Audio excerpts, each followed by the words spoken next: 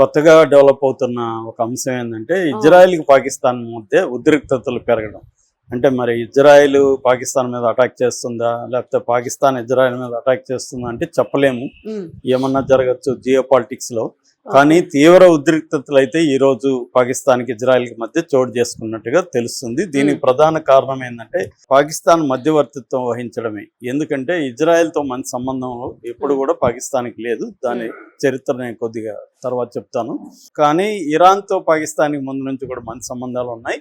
So ఈ నేపథ్యంలో ఇరాన్కి ఇటు అమెరికాకి ఇజ్రాయెల్కి మధ్య యుద్ధాన్ని ఆపడం కోసం పాకిస్తాన్ బయలుదేరింది. 2 ఫేజ్డ్ ఒక ప్రపోజల్ అనేది చేసింది. ముందుగా సీజ్ ఫైర్ జరగాలి, దాని తర్వాత సీజ్ ఫైర్లో కామన్ గ్రౌండ్ ఏర్పరిచే చర్చలు జరగాలి, దాని తర్వాత మెయిన్ టాపిక్ మీద చర్చలు జరపాలి అనేది పాకిస్తాన్ ఇదైంది. పాకిస్తాన్ ఏంటంటే ఇది ఒక అవకాశంగా ఉపయోగించుకుంది. పాకిస్తాన్కి మిడిల్ ఈస్ట్కి వెస్ట్ ఏషియాకి మధ్య ఒక అనుసంధానకర్తగా పాకిస్తాన్ ఉంటుంది. రెండోది ముస్లిం దేశాలకు పెద్దగా కూడా పాకిస్తాన్ ఉండదలుచుకుంది. ఎందుకంటే పాకిస్తాన్కి ఎకనామిక్గా పూర్ అయినప్పటికీ అది స్ట్రాటజికల్గా ముందు నుంచి కూడా 1970s 80sలో కూడా అది అమెరికా సోవియట్ యూనియన్ చర్చల్లో కూడా పాకిస్తాన్ అప్పట్లో ఇదయింది, నిక్సన్ అప్పుడు కూడా. సో కాబట్టి పాకిస్తాన్కి ఈ డిప్లొమాటిక్ హిస్టరీ అనేది ఉంది. సో రెండోది అది మిలిటరీ పరంగాను డిప్లొమసీ పరంగాను బాగా చురుగ్గానే ఉంటుంది పాకిస్తాను.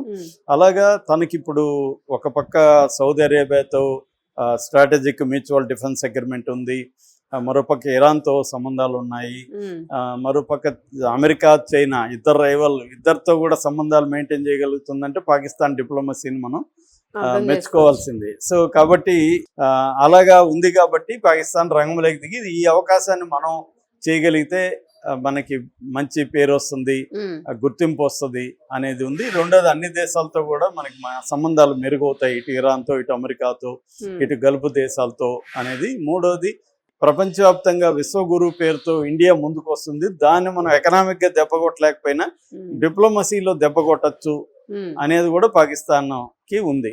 సో ఈ కారణాలతో పాకిస్తాన్ రంగంలో దిగింది. కానీ పాకిస్తాన్ ఆదిలోనే హంసపాదన్నట్టుగా ఫస్ట్లోనే పాకిస్తాన్కి వ్యతిరేకత వచ్చింది. ఆ వ్యతిరేకత ఏంటంటే ఇరాన్ పెట్టిన డిమాండ్స్ని సరిగ్గా ఛానలైజ్ చేసి అమెరికాకు పంపించడంలో పొరపాటు జరిగి 3 వెర్షన్లు వెళ్ళిపోయినాయి. ఇటు అమెరికా పెట్టిన 15 డిమాండ్స్ని ఇరాన్ కరెక్ట్గా చేయలేదు. అలాగే సీజ్ ఫైర్లో లెబనాన్ ఉందా లేదా అనే క్లారిటీ లేకుండా లెబనాన్ ఉందన్నట్టుగా ప్రకటించేసింది. సో ఈ నేపథ్యంలో దానికి చెడ్డ పేరు వచ్చింది. ఏదేమైనా చర్చలు అయితే ఈరోజు మొదలైనవి.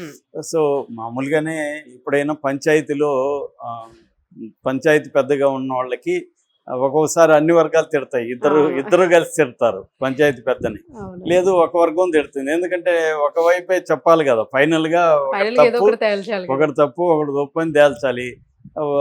తప్పన్నోడు వీడిని తిడతాడు, వీడు కుమ్మక్కాయాడు, వీడు వాళ్ళతో డబ్బులు తీసుకునే సరెండర్ అయిపోయి లేకపోతే వాళ్ళ బంధువులు అని ఏదో ఒకటి చెప్తాడు. సో తలనొప్పి అయితే పెద్దలకు ఉంటది. అది పాకిస్తాన్ కూడా దూరినప్పుడు దానికి కూడా ఐడియా ఉంది, సరే ఇవన్నీ తట్టుకొని నిలబడదాం అనుకున్నది. కానీ ఇప్పుడు ఇంకో సీరియస్ అంశం బయటకు వచ్చింది. అదేంటంటే నిన్న లెబనాన్ మీద ఇజ్రాయెల్ అటాక్ చేసి అతి దారుణంగా లెబనాన్లో ఉండే మొత్తం టైర్ అని బీరూట్ అని తర్వాత ఇంకొక పోర్టు సిటీ మూడిటి మీద 10 నిమిషాల వ్యవధిలో 100 బాంబులు వేసి దాదాపు 254 మంది చనిపోయారు, 1165 మంది గాయపడ్డారు. అక్కడ చూస్తే ఆ వీడియోలు చూస్తే మనకు భయం వేస్తుంది. ఎందుకంటే బాగా బిజీ స్ట్రీట్లు ఉన్నాయి, బిజీ వీధులు, బిజీ సెంటర్ల మీద తెలిసే బాంబులు వేసింది. అంటే జనం ఎక్కువ చనిపోవాలన్న ఉద్దేశంతోనే బాంబులు వేసింది. ఇది ప్రపంచం అంతా కూడా ఖండించారు, పాకిస్తాన్ కూడా ఖండించింది. కాకపోతే పాకిస్తాన్ కొంత తీవ్రంగా ఖండించింది. పాకిస్తాన్ డిఫెన్స్ మినిస్టర్ ఖవాజా ఆసిఫ్ ఆయన తీవ్ర పదజాలంతో ట్వీట్ చేశాడు. అదేంటంటే మానవత్వానికి శాపం ఇజ్రాయెల్, పాలస్తీనాలో ఏర్పడిన ఒక క్యాన్సర్ రాజ్యం ఇది, తర్వాత ఇది రక్తపాతాన్ని సృష్టిస్తుంది, మానవ మారణ హోమాన్ని సృష్టిస్తుంది, ఇవన్నీ చెప్పాడు. ఆయన చెప్పినవన్నీ 100% వాస్తవాలే కావచ్చు. కానీ